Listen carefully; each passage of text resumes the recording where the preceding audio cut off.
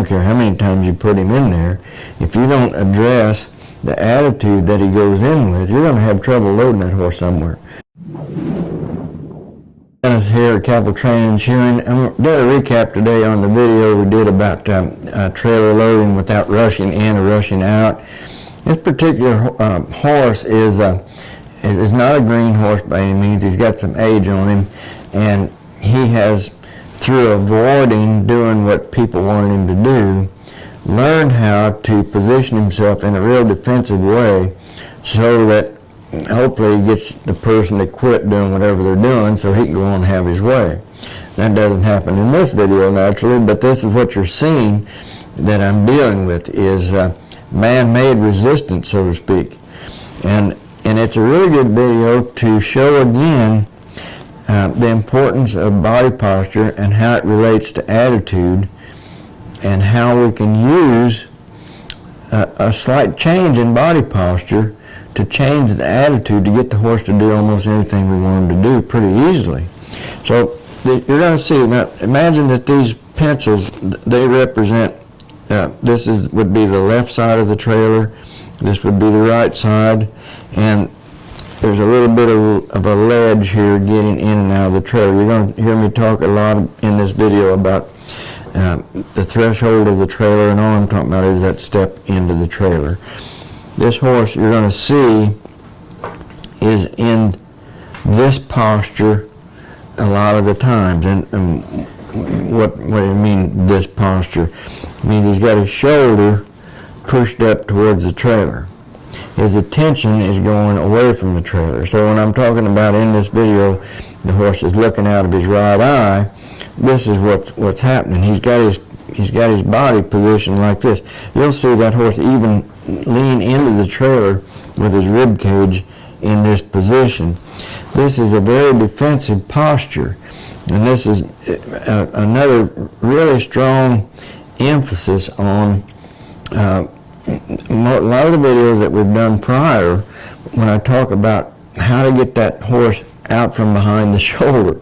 When that horse is hiding behind the shoulder like this, you can't hardly get anything done. In fact, he'd take a hold of that lead rope pretty strong, and this is where a horse a lot of times will turn that head just a little bit more and just drag you off, because they can. So then it becomes a matter of their power against yours, and you're going to lose every time when you get that situation. So what we need to do is change him to this body posture, which is completely opposite. We've got him looking to the left, which is inside the trailer.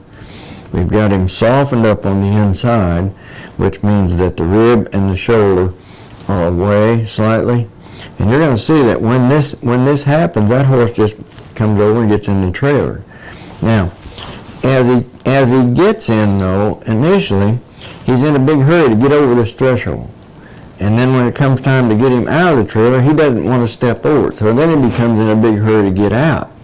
So that state of anxiety that the horse is in the getting in and getting out process, is what's going to, if left undone, will leave that horse in a state of mind where you'll have trouble loading him every time you go load him somewhere. I don't care how many times you put him in there. If you don't address the attitude that he goes in with, you're going to have trouble loading that horse somewhere.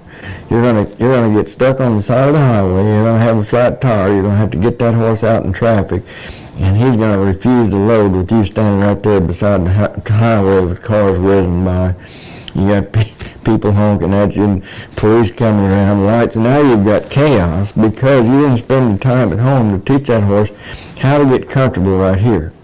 Okay, so we just got to get that horse to where he will put a foot over that threshold, then another foot over that threshold, and let him stand there, right there, with his belly right on top of the threshold.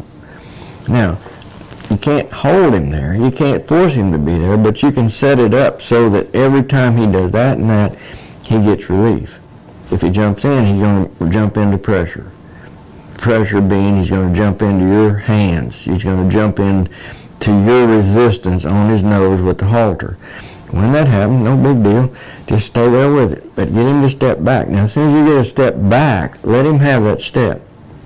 Then let him come off And he's going to get trouble right here on the edge of that trailer if he's backing out, because he thinks he's stepping off the end of the earth. He doesn't know. I mean, this has got to be a little bit like it would be for me to rappel off the back of a cliff. It's hard for me to trust that rope's going to stay hooked. And I lean back and go over that cliff. It's a pretty frightening thing. So that's what this horse is going through. He's rappelling off of the mountain here. And he doesn't know if his feet are ever going to hit the ground, because he's pretty sure when he leaves the security now of the trailer and he steps off, that his life is in danger. So that's why he wants to jump back in. So stay there with him until he can get his feet on the ground. Then stay there with him a little bit longer and let that horse have complete freedom right there. And let him sit there longer than you think maybe necessary, so he has time to get comfortable there. When he gets comfortable there, then he can back on out, then put him back in, and then back out again. But it's all just a matter of getting him comfortable going over that threshold. Now, something that can really help you when you get him up in there, don't force him to remain facing the front of the trailer. Go in there and let him turn around. Let him turn around. And you're going to see, I let him come out forward too. It's okay to let him come in and come out. Get in there, because this will relieve his phobia about getting trapped somewhere.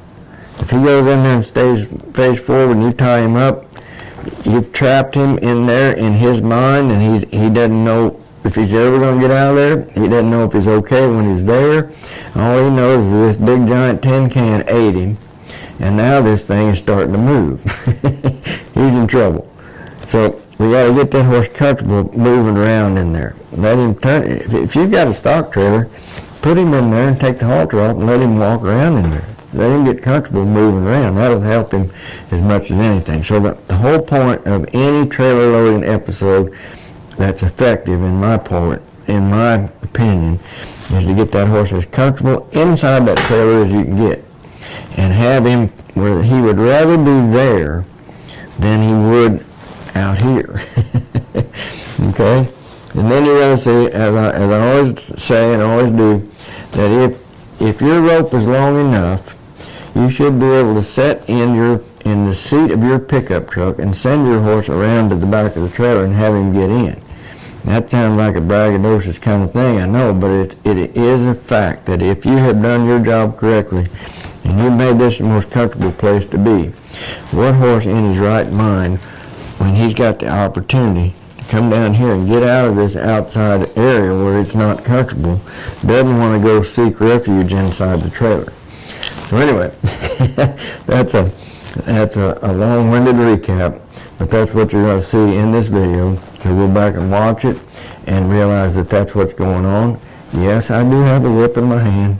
Am I whipping the horse? No, but once in a while I'll touch him with the whip. You've got to be able to stand your ground when you need to stand your ground. Most importantly, you've got to be able to recognize when's that horse trying. And when he's trying, let him have freedom, and it will work every time, even on the side of the highway. So good luck to you, and have fun watching it. Thank you.